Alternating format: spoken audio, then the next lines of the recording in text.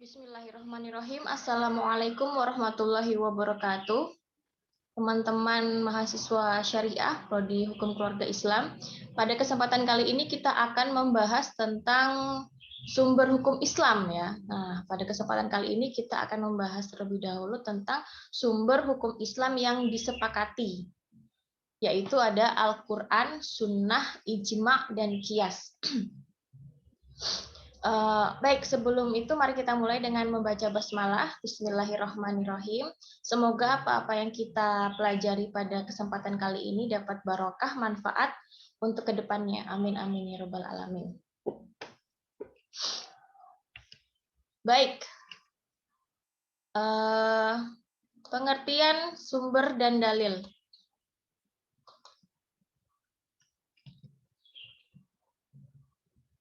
Saya pindah dulu ya. Sumber hukum dalam ilmu usul fiqh itu diartikan sebagai rujukan yang pokok atau utama dalam menentukan hukum Islam. Jadi rujukan utama itu apa? Yaitu Al-Quran dan Sunnah. Jadi sumber hukum itu dalam ilmu usul fiqh itu yaitu ada dua itu, Al-Quran dan Sunnah. Oke, kemudian dalil. Apa itu dalil? Secara etimologi atau secara bahasa, dalil itu adalah petunjuk pada sesuatu. Jadi baik itu bersifatnya material ataupun non material ya. Jadi dalil itu adalah petunjuk pada sesuatu. Kemudian secara terminologi atau secara istilahi, dalil itu adalah suatu petunjuk yang dijadikan landasan berpikir yang benar dalam memperoleh hukum syara yang bersifat praktis, baik yang kedudukannya qat'i ataupun zonni. Jadi petunjuk yang dijadikan landasan berpikir untuk memperoleh suatu hukum. Ya, dalil itu adalah suatu petunjuk yang dijadikan landasan berpikir untuk memperoleh suatu hukum. Baik itu diperoleh melalui dalil yang kedudukannya qat'i atau pasti, tidak ada interpretasi lain, ataupun juga yang bersifat dhonni. Dhonni itu spekulatif. Ada interpretasi lain ya. Jadi itu. Atau dengan kata lain, dalil adalah segala sesuatu yang menunjukkan kepada madlul atau hukum syara yang amaliyah dari dalil. Untuk sampai kepada madlul diperlukan pemahaman tanda penunjuknya atau dalalah, kalau dalam bahasa usul fiqh itu dalalah, tanda penunjuknya. Ya. Jadi dalil itu adalah petunjuknya, kemudian dalalah itu adalah tanda penunjuknya, madlul itu adalah kemudian hasilnya atau hukum syaraknya, hukumnya. Oke. Jadi prosesnya ini, dalil misalnya dalil aqimus shalah, ya dalam Al-Qur'an. Nas itu berkata aqimus shalah. Nah, dalalahnya atau tanda penunjuknya adalah bahwa aqimus shalah ini adalah perintah sholat. Dari apa landasannya? Karena ada kata aqim. Aqim itu kan fi'lul amri ya. Kaidahnya al aslu fil amri lil wujub. Asalnya kata perintah itu adalah untuk kewajiban begitu. Kemudian dalalnya kemudian menjadi perintah sholat, bahwa dalil ini, teks ini menunjukkan pada perintah sholat. Nah, kemudian ditarik kesimpulan madlulnya adalah kewajiban sholat. Seperti ini ya, itu prosesnya. Oke. Oke, sekarang terkait dalil. Nah, terkait dalil ini ada klasifikasi. Terbagi menjadi dua. Yang pertama adalah dalil munsyi. Dalil munsyi itu biasa juga disebut dengan dalil nakli atau teks atau nas ya, dalil teks. Dalil munsyi ini adalah dalil pokok yang keberadaannya tidak memerlukan dalil lain. Ya, jadi ini dalil pokok. Dalil pokoknya itu apa? Yaitu nas langsung dari Allah, yaitu Al-Quran, dan juga dari hadis Nabi. Jadi dalil munsyi ini keberadaannya tidak memerlukan keberadaan dalil lain. Intinya ini pokoknya. Pokoknya itu adalah Al-Quran dan Sunnah atau hadis Nabi ya, dalil munsyi. Biasa juga disebut dengan dalil nakli. Kemudian yang kedua adalah dalil muzhir. Dalil muzhir ini biasa disebut dengan dalil akli. Nah, ini pembanding dari dalil munsyi ini ya. Dalil muzhir ini adalah dalil yang menyingkap keberadaannya diakui karena isyarat dari dalil munsyi. Jadi tidak ada tertulis di teks, tapi kemudian yang ada di teks ini menjadi isyarat adanya dalil munsyi. Nah, dengan kata lain, dalil ini bukan berasal dari nas langsung, tetapi dari pikiran, dari akal pikiran, atau bisa juga disebut dengan metode ijtihad. Ada ijma, ada qiyas, kemudian istihsan, maslahah mursalah, istishab, sadud dari'ah, syar'uman qoblana, baca sohabi, uruf, dan lain sebagainya itu ya. Jadi dalil muzhir ini adalah dalil yang dipakai berdasarkan isyarat dari dalil munsyi. Jadi ketika dalil munsyi tidak ada di situ, suatu permasalahan tidak ada di dalil munsyi atau Al-Quran dan Sunnah, maka kemudian dilakukanlah dalil menggunakan dalil muzhir, yaitu apa? Menggunakan akal. Seperti apa bentuknya? Metode ijtihad, seperti qiyas, ijma, istihsan, dan lain sebagainya itu. Oke, jadi ada dua ya, dalil munsyi dan dalil muzhir, atau dengan kata lain dalil nakli dan juga dalil akli. Oke, catatan semua dalil munsyi atau Al-Quran dan hadis serta dua dalil muzhir, ijma dan qiyas itu disepakati oleh ulama mazhab. Jadi yang disepakati itu ada 4 ya pemakaiannya. Penggunaannya itu ada 4 yang disepakati, yaitu apa tadi? Dua semua dalil munsyi yaitu Al-Quran dan hadis, dan juga 2 dari dalil muzhir yaitu qiyas dan ijma. Jadi totalnya adalah 4. Al-Quran, hadis, Al-Quran, sunnah, ijma, dan qiyas. Itu yang disepakati. Sedangkan yang lainnya seperti istihsan, maslahah mursalah, istisab, dan seterusnya itu masih diperselisihkannya. Jadi ada ulama yang memakai, ada juga yang tidak memakai. Begitu. Oke, selanjutnya landasannya, landasan urutan dalil syar'i. Ini ada landasannya ada di dalam Al-Quran dan hadis. Kalau di dalam Al-Quran ada di surat An-Nisa ayat 59 ya. A'udzubillahi minasyaitonirrajim. Bismillahirrahmanirrahim. Ya ayyuhalladzina amanu atiullaha wa atiur rasulah wa ulil amri minkum. Fa in tanaza'tum fi syai'in farudduhu ilallahi wa rasuli in kuntum tu'minuna billahi wal yaumil akhir. Zalika khairun wa ahsanu ta'wila. Ini ya dalil penggunaan dalil syar'i ya, urutannya. Di situ Allah berfirman, hai orang-orang yang beriman, taatilah Allah dan taati Rasul-Nya, dan ulil amri di antara kamu. Kemudian jika kamu berlainan pendapat tentang sesuatu, maka kembalikanlah ia kepada Allah dan Rasul-Nya. Jika kamu benar-benar beriman kepada Allah dan hari kemudian, yang demikian itu lebih utama bagimu dan lebih baik akibatnya. Nah, jadi ini adalah landasan urutan dalil. Di sini Allah berfirman, ya ayyuhalladzina amanu ati'ullah. Bertakwa. Maaf, maksudnya taatilah Allah. Taatilah Allah wa ati'ur rasul. Di sini ya. Kemudian taatilah Rasul. Jadi menggunakan perintah-perintah Allah yang sudah diserukan oleh Allah ditaati. Kemudian apapun yang disabdakan oleh Rasul, wa atiur Rasul juga harus ditaati. Wa ulil amri minkum. Nah, ini adalah ulil amri ini pemimpin-pemimpin di antara kalian. Nah, jadi bisa diartikan bahwa ulil amri ini ijtihad ya, ijtihad para ulama itu ditaati begitu. Nah, fa in tanaza'tum fi syai'in farudduhu ilallahi wa rasul. Dan jika kamu berlainan pendapat atas sesuatu, maka kembalilah kepada kepada Allah dan Rasul. Nah, di sini Imam Syafi'i memahami ayat ini sebagai dasar qiyas, penganalogian. Jadi ketika ada perbedaan pendapat, perselisihan pendapat, maka farudduhu ilallahi wa rasul, maka kembalikanlah ke Al-Quran dan hadis. Jadi ini adalah landasannya. Tetapi juga dalil ini, ayat ini juga menjadi landasan bagi golongan-golongan yang anti mazhab. Anti mazhab itu yang apa? Anti mazhab itu yang mereka itu jargonnya adalah kembali kepada Al-Quran dan Sunnah.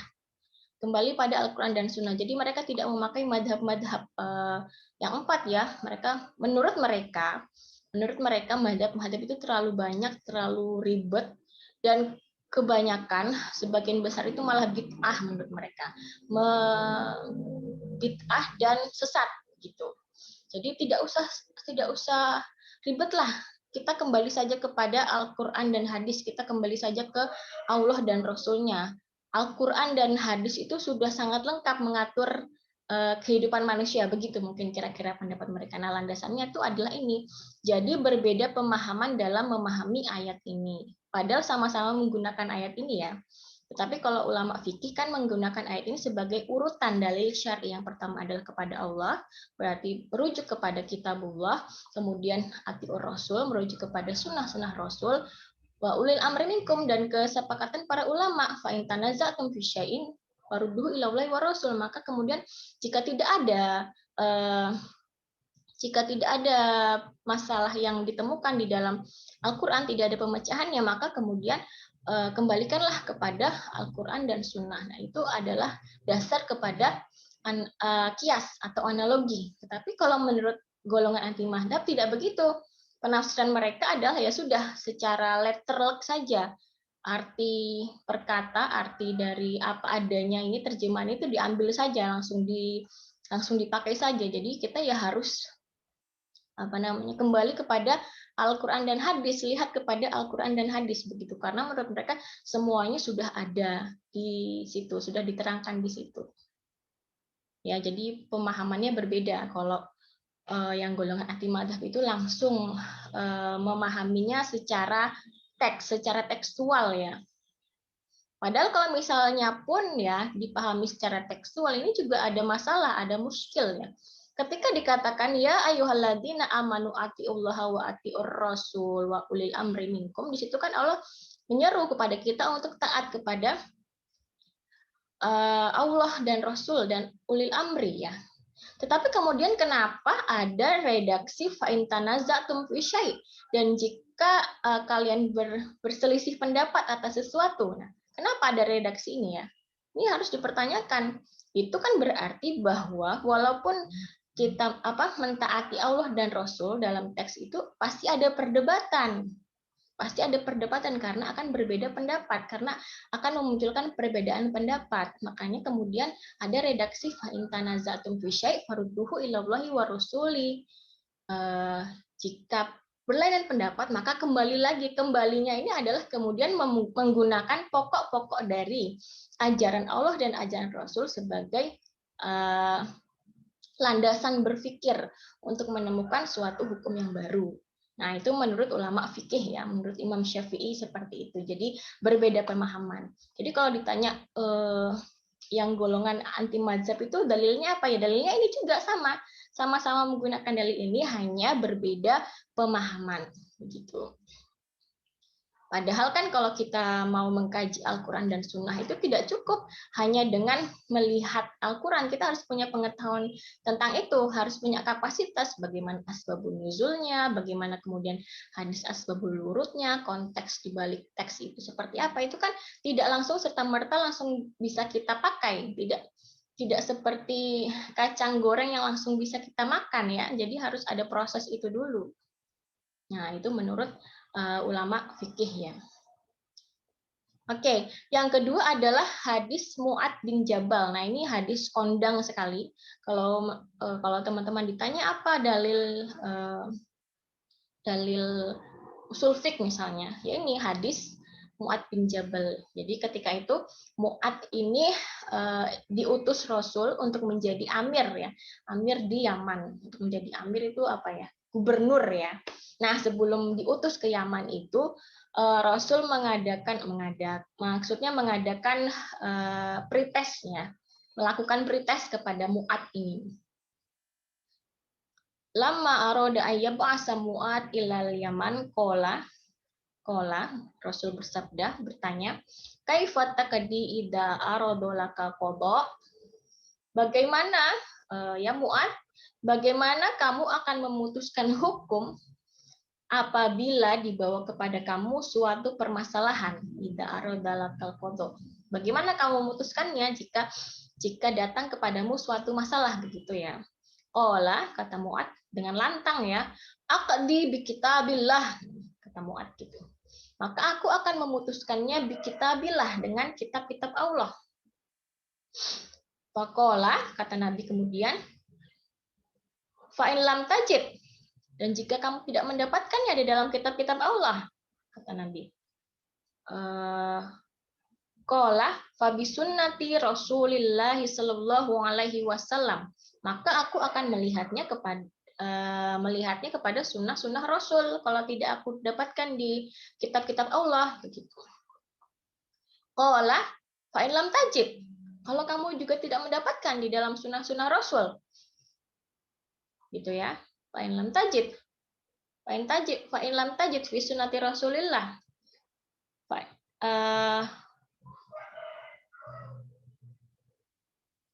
Fa in lam tajid fi sunnati Rasulillah sallallahu alaihi wasallam wala fi kitabillah qala ajtahidu ra'yi wala alu. Ini jika aku tidak menemukan di kitab-kitab Allah dan juga di sunnah Rasul, maka aku ajtahidu ra'yi walalu, maka aku akan beristihad dengan menggunakan akal dan aku akan bersungguh-sungguh ketika beristihad itu. Fadaraba Rasulullah sallallahu alaihi wasallam sadrahu, maka kemudian Allah menepuk pundaknya dan berkata, qala alhamdulillahilladzi wafaqa Rasulullah lamma ya rabbi Rasulullah. Nah, kemudian ditepuk, kemudian Nabi berkata, segala puji bagi Allah yang telah memberi taufik kepada putusan Rasul. Jadi ini urutannya ya. Jadi ketika tidak ditemukan, jadi pertama kali ketika memutuskan satu masalah, maka kita lihat ke kitab-kitab Allah. Jika tidak ditemukan permasalahan itu, tidak ditemukan hukumnya, maka kita merujuk kepada sunnah Nabi, sunnah Rasul. Tapi jika tidak ditemukan juga, maka kita menggunakan akal, menggunakan berijtihad, ajtahidu ra'yi. Jadi berijtihad dengan akalku, tetapi masih dengan pokok-pokok ajaran dari kitabullah dan sunnah Rasul, begitu ya. Jadi ada dua landasan urutan dalil ini. Ada dua. Oke.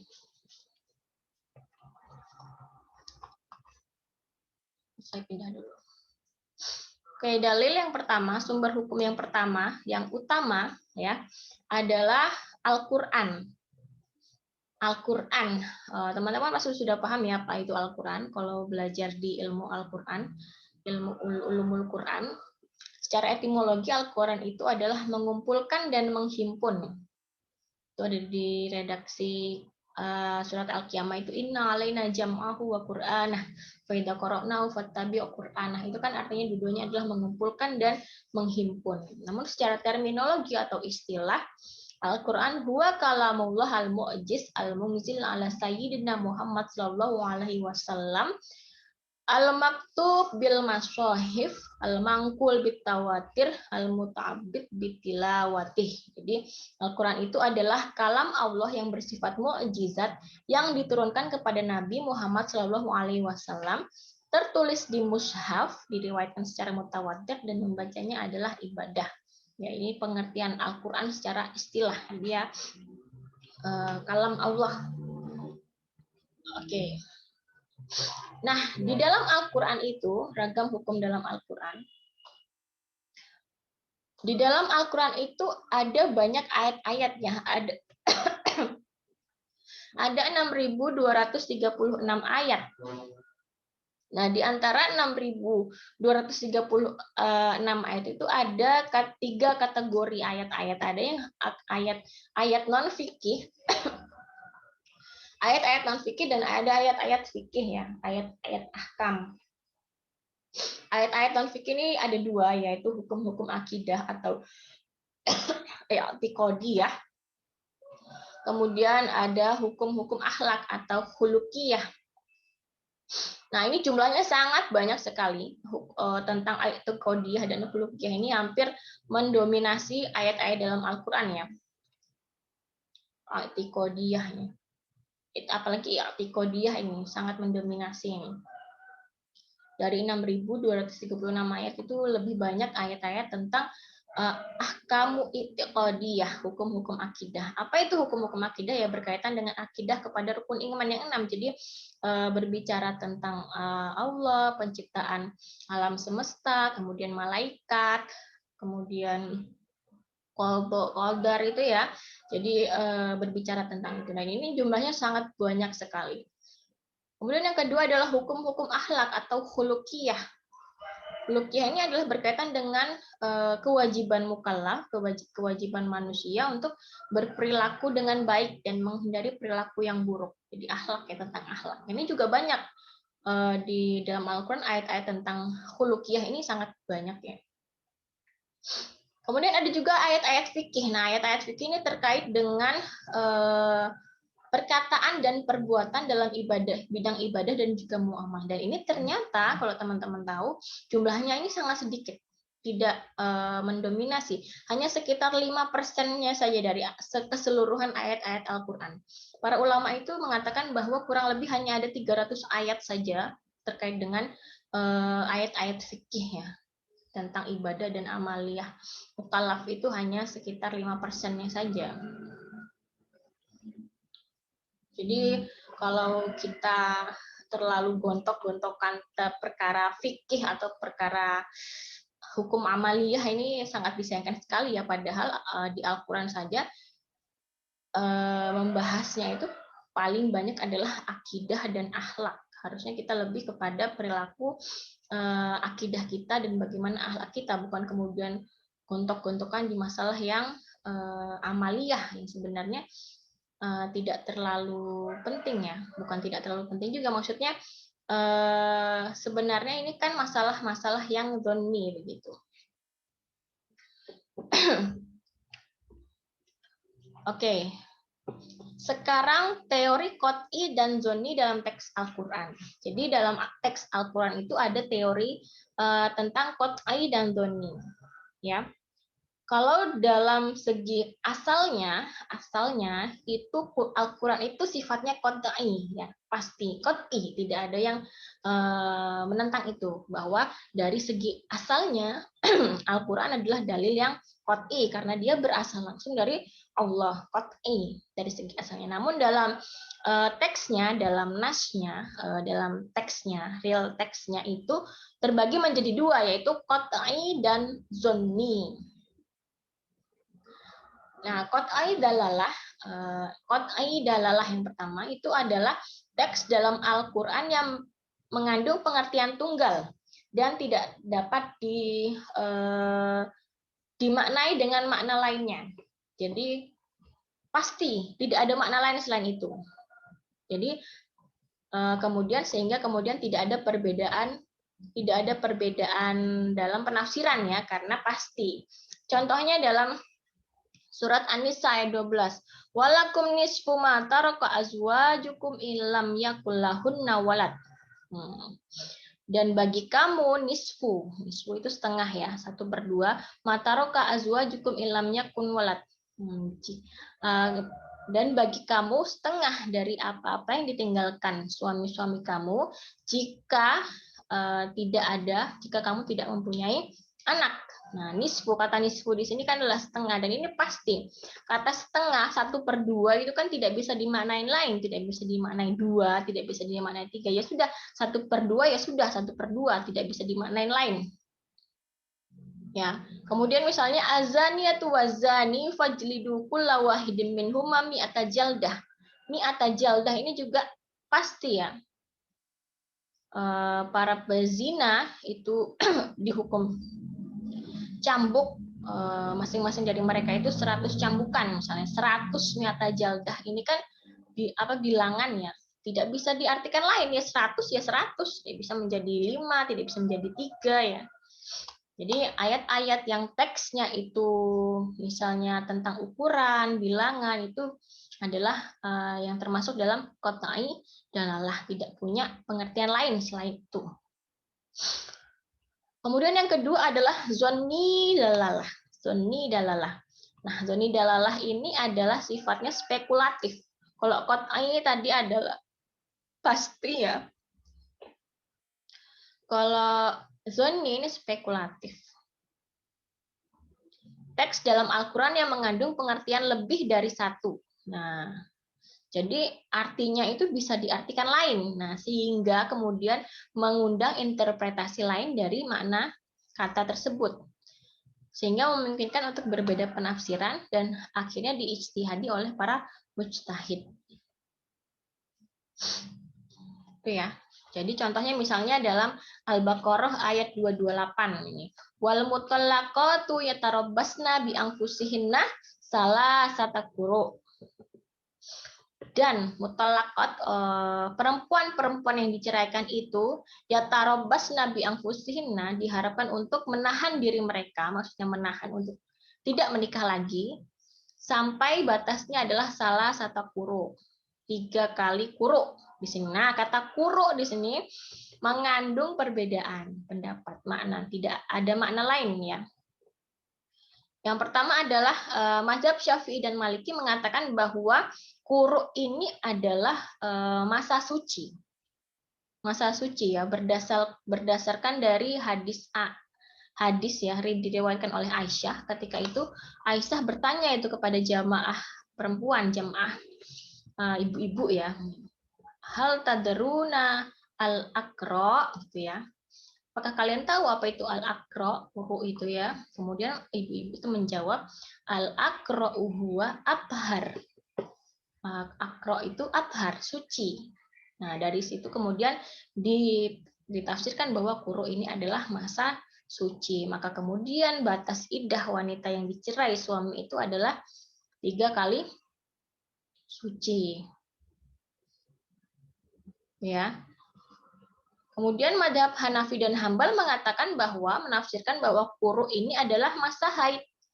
Masa haid beda ya, berbeda. Jadi berbeda masa haid dan masa suci. Kalau Hanafi dan Hambali mengatakan bahwa itu masa haid.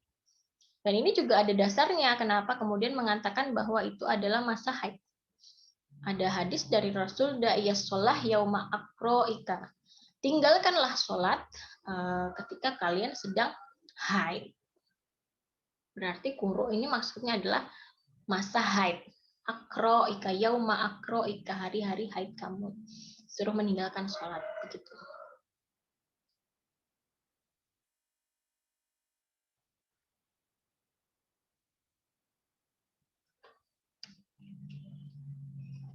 Oke, kemudian yang kedua, sumber hukum yang kedua yang disepakati adalah sunnah.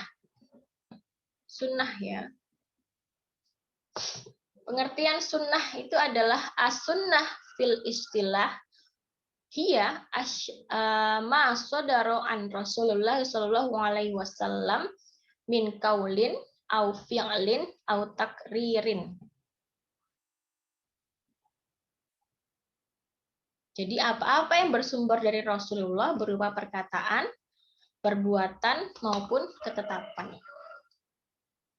Sunnah itu jadi apa-apa yang bersumber dari Rasulullah berupa perkataan, perbuatan maupun ketetapan. Tetapi kemudian tidak serta-merta apa yang dilakukan yang bersumber dari Rasulullah itu menjadi tasyri', menjadi hukum syara ya. Tidak semua ya. Jadi ada perbuatan Rasul yang bukan tasyri'. Artinya tidak menjadi hukum bagi kita. Contohnya ya pertama adalah perbuatan amaliyah manusia. Ya, misalnya perbuatan-perbuatan beliau yang ya sudah kodratnya sebagai manusia, misalnya makan, tidur, berjalan. Nah, itu kan perbuatan amaliyah ya. Wajar sebagai manusia. Itu tidak menjadi hukum, tidak menjadi hukum untuk kita untuk mengikutinya. Contohnya misalnya makan dengan 3 jari, kan ada sunnah. Katanya sunnah makan 3 jari. Rasul itu makan dengan 3 jari. Nah, bagaimana kalau misalnya ini kita praktekkan, kita, sunnah makan 3 jari, misalnya nyunah begitu ya. Padahal kita sedang makan mie rebus gitu. mie rebus yang sedang panas pakai kuah. Gimana mempraktekkan makan dengan 3 jari, kan tidak bisa, susah. Jadi ini tuh perbuatan amaliyah sebagai manusia ini tidak menjadikan hukum bagi kita untuk mengikutinya. Ya, ini ya.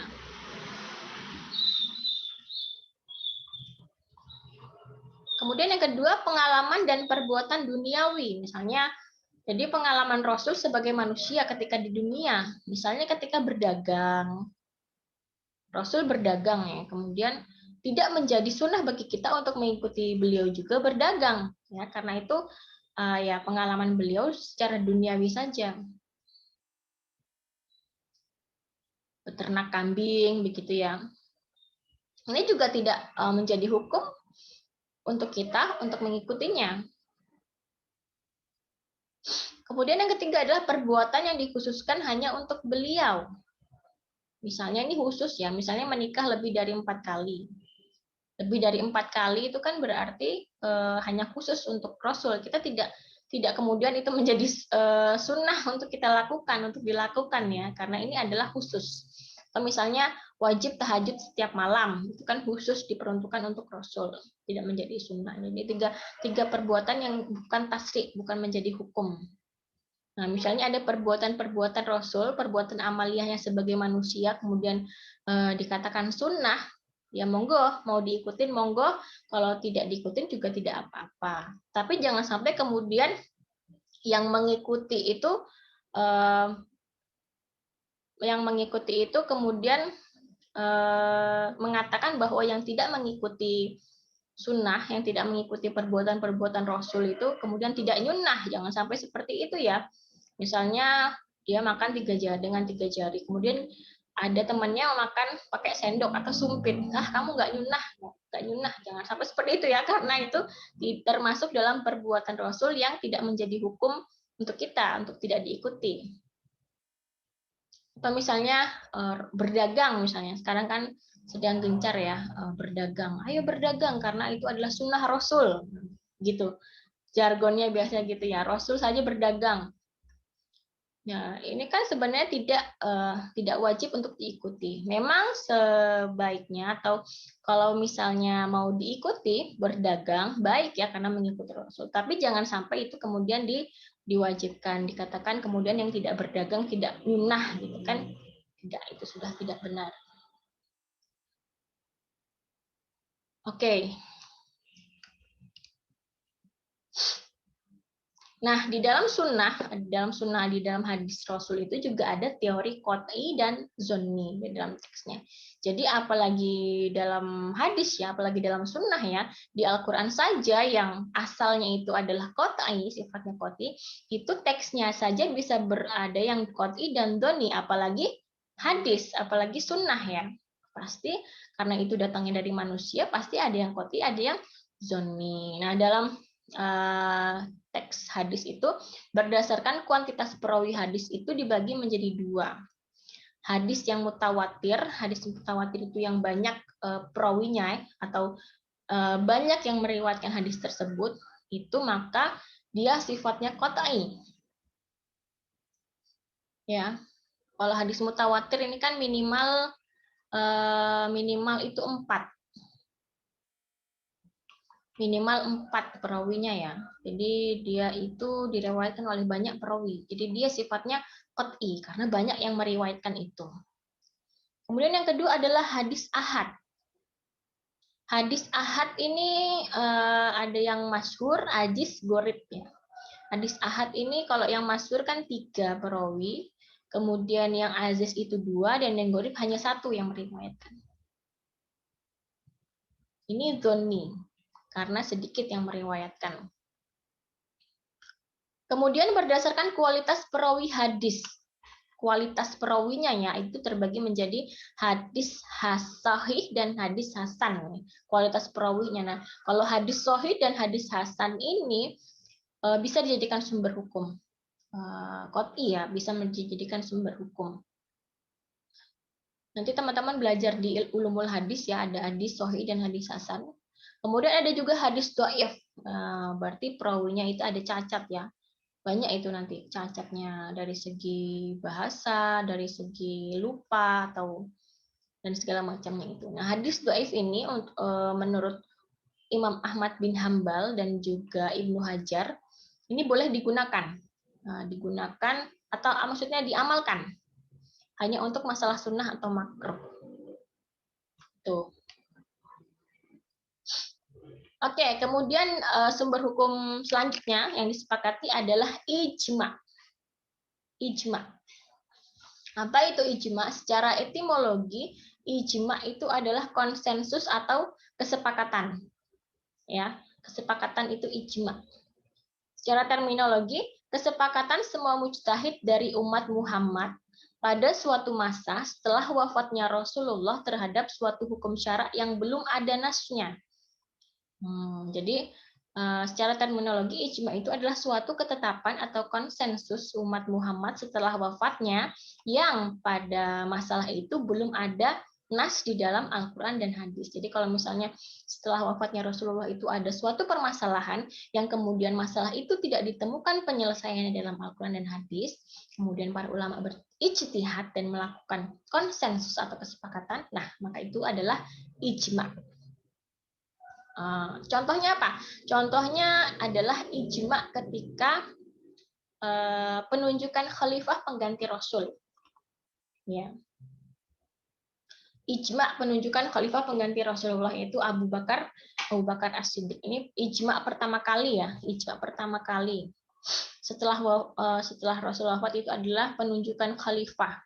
Nah, ijma'nya ini menggunakan apa? Menggunakan kias ini ya. Jadi memang Rasul Nabi Muhammad itu tidak pernah menunjuk selama hidupnya, tidak pernah menunjuk pengganti, tidak mengatakan siapa pengganti setelahnya ya. Tidak mengatakan, tidak menunjuk ya. Nah, kemudian itu kan menjadi masalah. Nah, bagaimana ini Rasul sudah wafat, lalu siapa yang menjadi pemimpin kita? Siapa yang menjadi khalifah kita?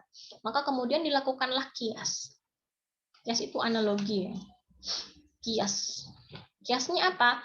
Kiasnya adalah ketika Rasul sakit, ketika masa hidupnya Rasul pernah sakit, kemudian menyuruh anaknya Fatimah untuk memanggilkan Abu Bakar sebagai pengganti imam sholat.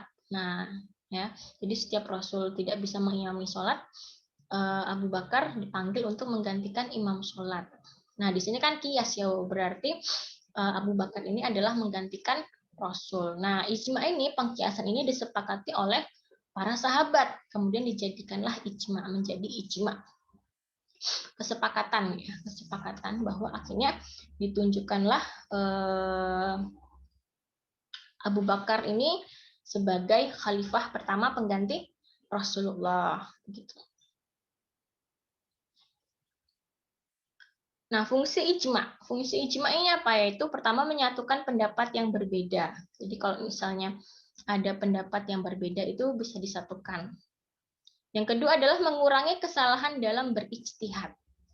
Kalau banyak yang bersetuju kan berarti kan ijtihadnya kan mengeliminir kesalahan dalam berijtihad karena banyak yang sepakat.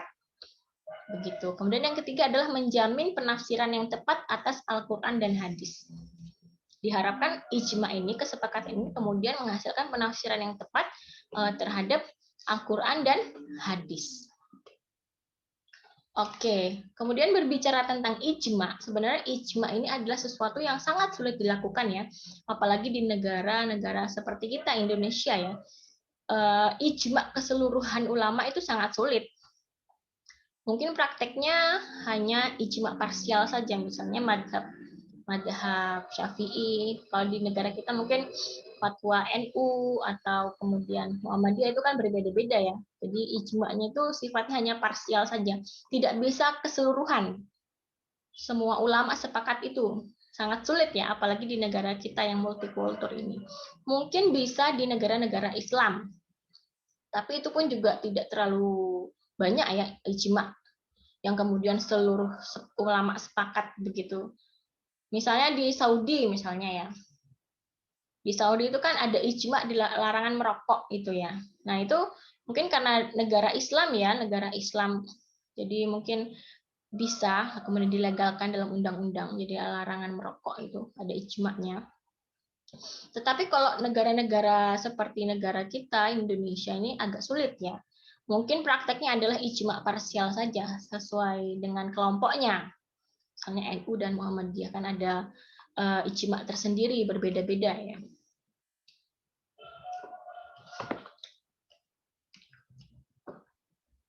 Oke, kemudian dalil ijma'. Dalilnya apa? Landasan dari ijma' itu apa? Kembali lagi.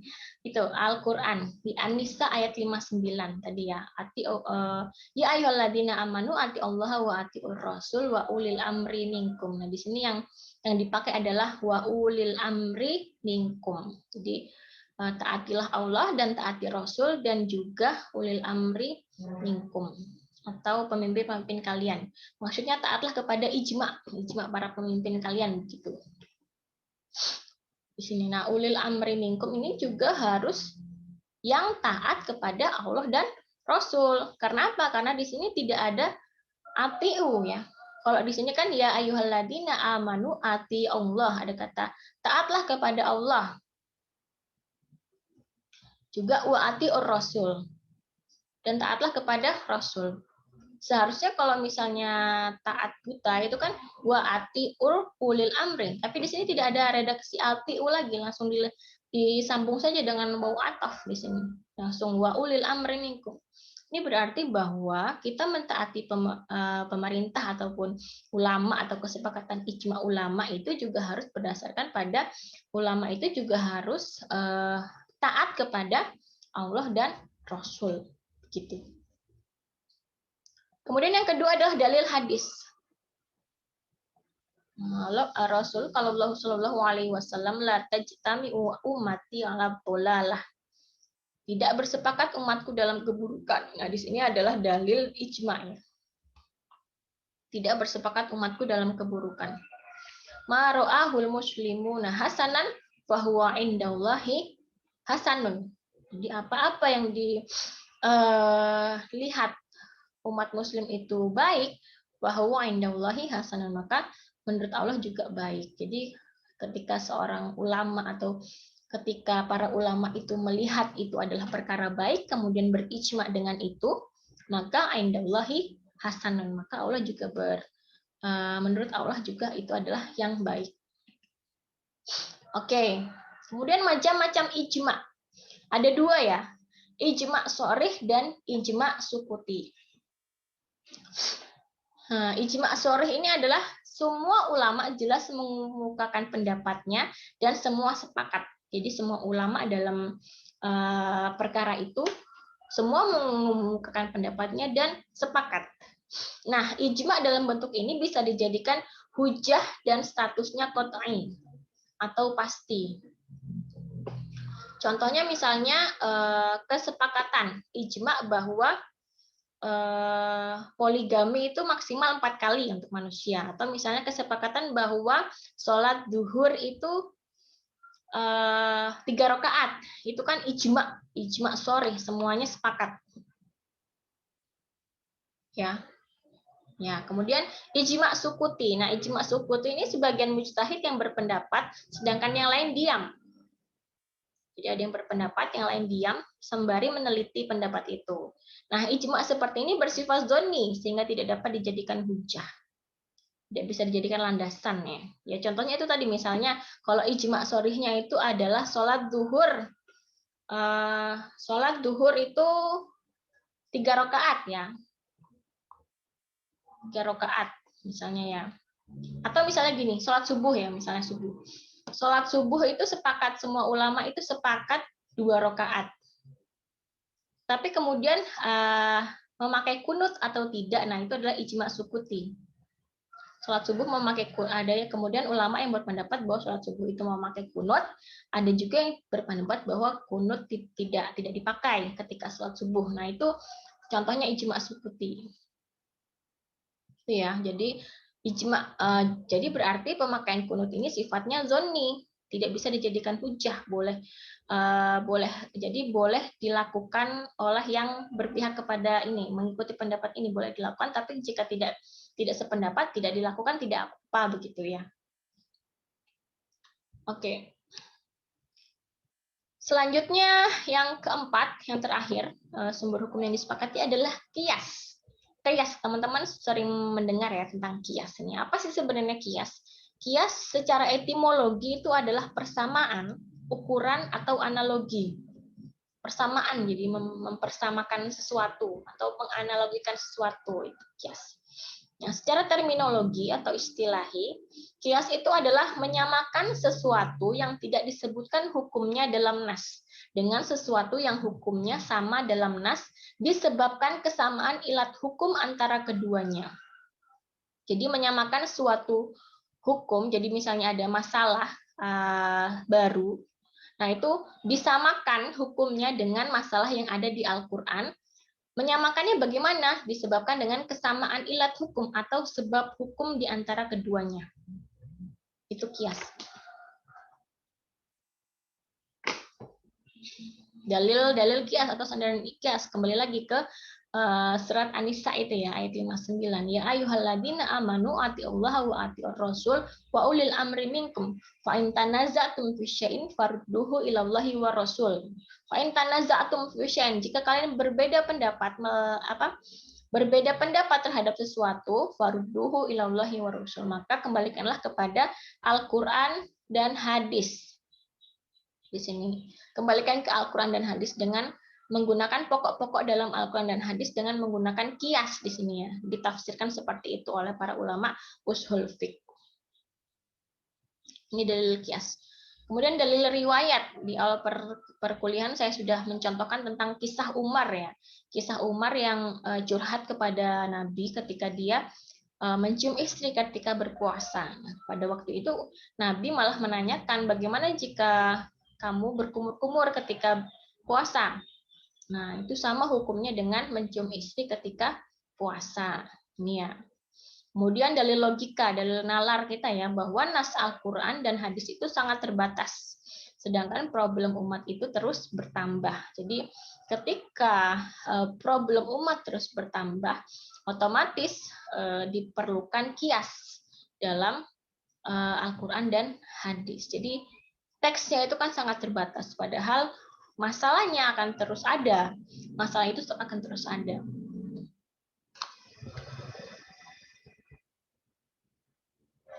Nah, sekarang rukun kias. Rukun kias ini maksudnya adalah ketika ingin melakukan suatu kias, apa yang harus dilakukan?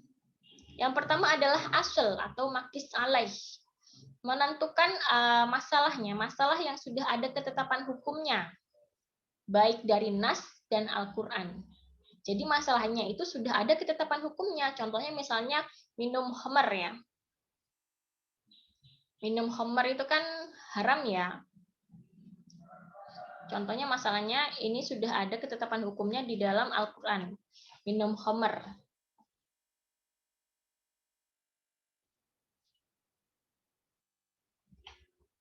Kemudian yang kedua adalah furu. Furu atau makis.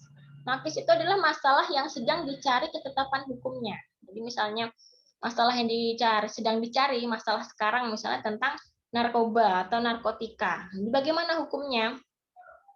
Kan di Al-Quran ataupun di hadis tidak ada itu disebutkan bagaimana hukum narkoba, hukum narkotika. Nah, ini adalah masalah yang sedang dicari ketetapan hukumnya, itu adalah furu namanya ya, furu. Dan yang ketiga adalah hukum asal. Hukum asal itu hukum asal dari masalah yang sudah ada ketetapan hukumnya tadi. Minum khamr tadi apa? Hukumnya adalah haram, maka kemudian haram. Ini adalah hukum asal. Nah, kemudian yang keempat, rukun yang keempat adalah ilat. Ilat itu apa?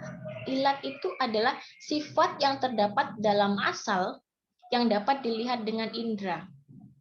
Sifat hukumnya, sebab hukumnya. Sebab hukum kemudian kenapa menjadi haram? Sifatnya misalnya sifatnya khamr itu adalah memabukkan, maka dia haram. Kenapa minum khamr itu haram? Nah, karena sifatnya adalah ilatnya yang memabukkan. Kemudian ada masalah baru, misalnya apa hukumnya narkoba?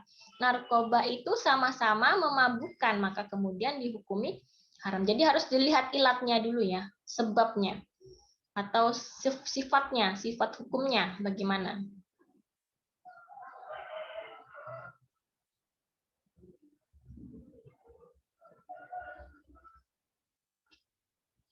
Oke. Kemudian selanjutnya adalah macam-macam kias. Yang pertama adalah kias aulawi. Kias aulawi ini adalah jika hukum pada furu' lebih kuat dari asal. Jadi furu'nya itu lebih kuat dari asalnya. Misalnya masalah furu' itu maksudnya kan masalah yang sedang dicari ya, itu lebih kuat daripada masalah asalnya. Contohnya misalnya memukul orang tua. Ini kita cari hukumnya. Memukul orang tua hukumnya apa gitu. Nah, ini kan lebih kuat ya. Asalnya masalah asalnya kan itu berkata saja itu berdosa. Dalam nas saja tidak diperbolehkan berkata apalagi memukul. Jadi sudah jelas, sangat jelas bahwa memukul itu kemudian dilarang. Karena furu'nya atau masalahnya itu tadi, masalah yang kita cari, memukul orang tua itu lebih kuat dari asalnya, dari nas yang ada di Al-Quran itu. Wala taqul lahuma uffin, maka janganlah kamu berkata kepada keduanya. Nah, berkata saja tidak boleh, apalagi memukul. Jadi furu'nya lebih kuat daripada asal. Ini sudah jelas, sangat jelas. Pengkiasannya sudah sangat jelas. Kemudian kias musawi. Kias musawi ini adalah jika furu' dan asal sama-sama kuat. Jadi masalahnya dan juga asalnya yang termasalah baru, yang asalnya atau teks di dalam teksnya itu sama-sama kuat. Misalnya zakat fitrah dengan beras. Kalau di Al-Quran itu kan dituliskan gandum ya. Nah, di Al-Quran itu kan dijelaskan bahwa zakat fitrah dengan gandum. Tapi kemudian masalahnya, furu'nya sekarang adalah dengan beras. Nah, sifatnya beras dan gandum itu kan sama-sama makanan pokok. Sama-sama makanan pokok. Maka boleh diganti dengan beras. Gandum ini boleh diganti dengan beras. Nah, karena apa? Karena ilatnya adalah sama-sama makanan pokok, beras dan gandum. Jadi ilatnya atau sifat sebab hukumnya, kemudian zakat itu harus dengan makanan pokok, beras ataupun gandum. Oke, kemudian selanjutnya adalah kias adna. Kias adna ini adalah jika furu' lebih lemah daripada asal, maaf ya. Jika furu' lebih lemah daripada asal. Jadi masalahnya itu lemah daripada asalnya. Contoh mengkiaskan apel dengan gandum. Nah, kan tidak sama ya, ilatnya tidak sama. Kalau apel itu buah-buahan, gandum itu makanan pokok. Jadi furu'nya ini lemah, jadi tidak mungkin bisa disamakan. Ini kiasnya adna.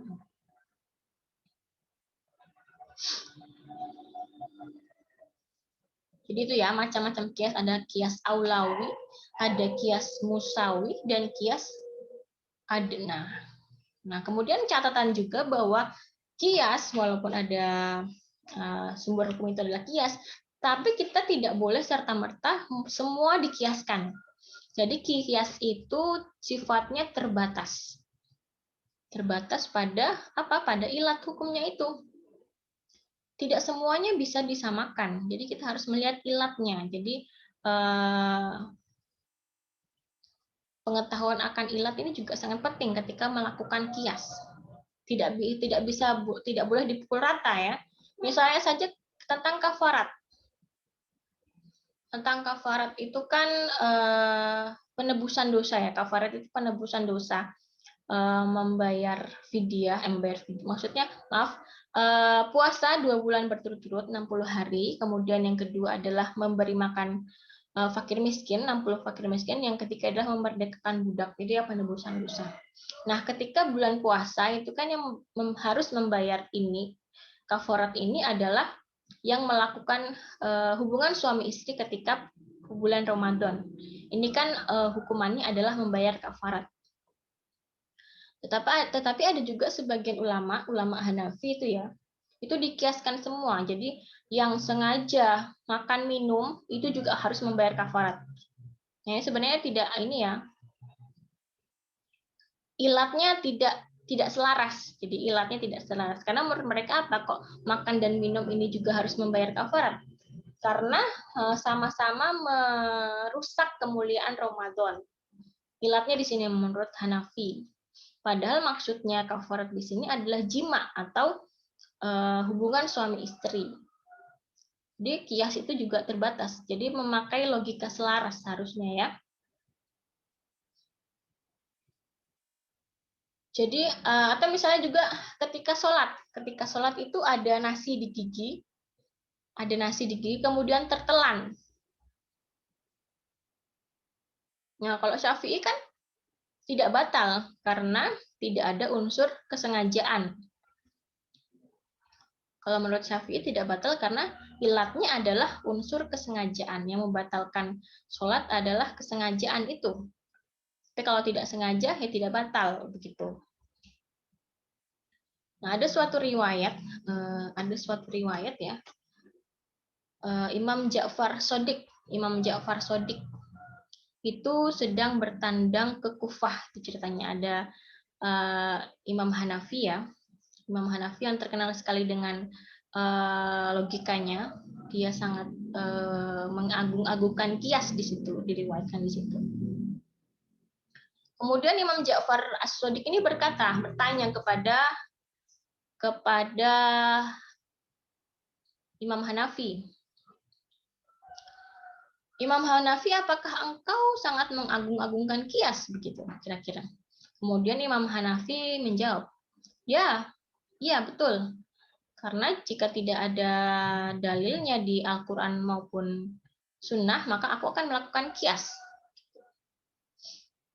Lalu Imam Abu Ja'far ini bertanya lagi, apakah semua hal bisa dikiaskan? Lalu jawab Imam Hanafi, iya.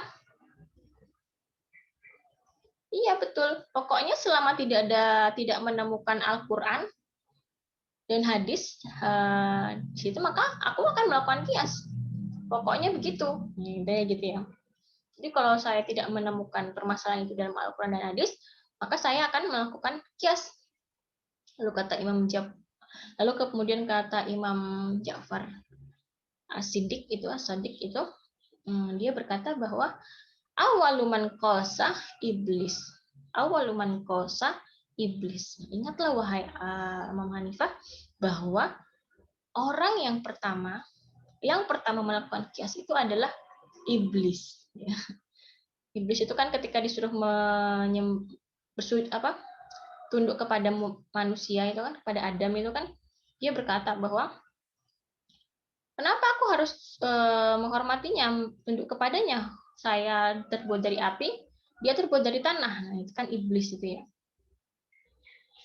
Awaluman qasah iblis. Kata Imam Ja'far As-Siddiq. Jadi kias itu terbatas, jadi harus tetap berhati-hati. Jadi harus ada pengetahuan tentang ilat hukumnya itu. Kenapa kias kemudian terbatas? Karena kias itu memerlukan hukum yang mirip. Itu ilat yang mirip itu ya. Padahal tidak semua problem itu mirip. Ya, memang harus berhati-hati ya. Jadi penggunaannya logika selaras, tapi tidak semua hukum bisa digunakan dengan logika selaras. Mungkin seperti itu. Jadi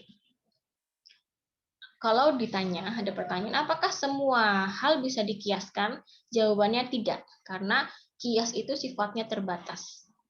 Tidak semua hal bisa dikiaskan.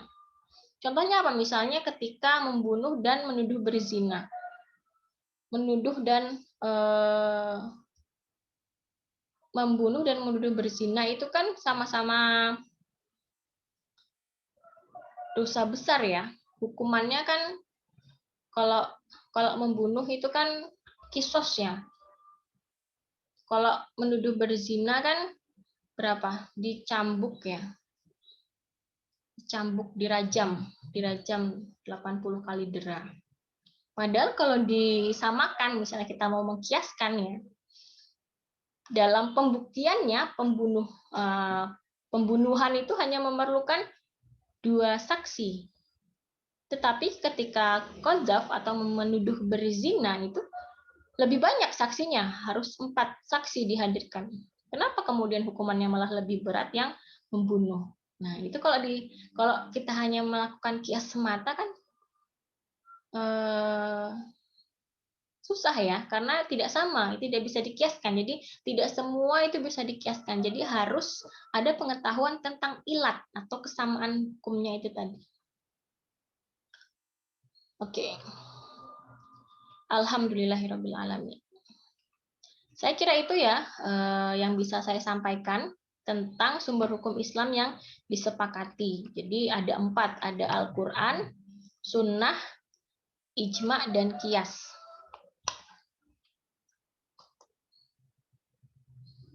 Saya harap teman-teman kemudian bisa membedakan antara keempat itu dan bisa kemudian menunjukkan contoh-contohnya dalam suatu kasus di masyarakat begitu. Oke, saya rasa itu. Mari kita akhiri perkuliahan kita pada kali ini dengan membaca alhamdulillahirabbil alamin. Akhirul kalam, wassalamualaikum warahmatullahi wabarakatuh.